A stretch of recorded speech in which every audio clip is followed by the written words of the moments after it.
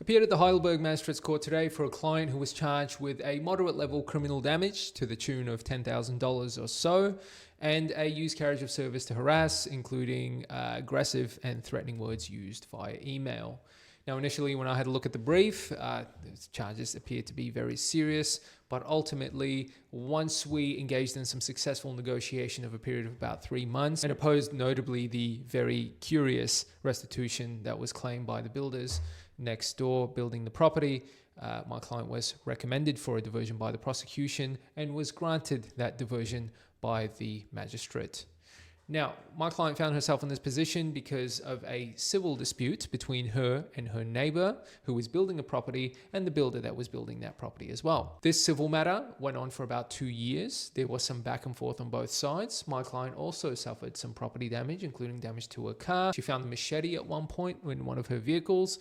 Her fence was damaged. There was some trespass by the builders, but ultimately, with some predating mental health issues, including depression, as well as a diagnosis of a heart issue because of the stress of the entire ordeal, my client, for lack of a better expression, snapped at one morning and took some rocks, coated them in paint, and threw them over to the at the building works. Now, the damage was the paint on the building works.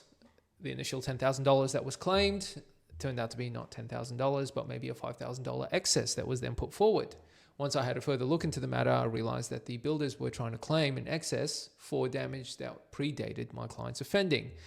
That shot the credibility of the builders, and ultimately the prosecution did not pursue a restitution application. The complainants, being the builder and the neighbor, refused to support a diversion recommendation, and therefore the informant refused the recommendation as well. But the prosecution saw reason, understood the situation, saw that my client had expressed a significant level of remorse, writing apology letters, engaging in mental health treatment as well, and addressing her physical issues, and more importantly, not getting herself into this kind of situation again, and also accepting, of course, an intervention order which protected the neighbors. Recommended the diversion, which was promptly granted by the magistrate. My reflection on this is very simple. The prosecution will put together a case based on investigation where they obtain evidence to support what they believe will be a successful prosecution. What you see at the start in a police brief is not necessarily how the matter will end. And whether you contest it or whether you plead guilty, there will always be some discussions about what the sensible position will be. There was a sensible explanation as to why my client ended up in this predicament.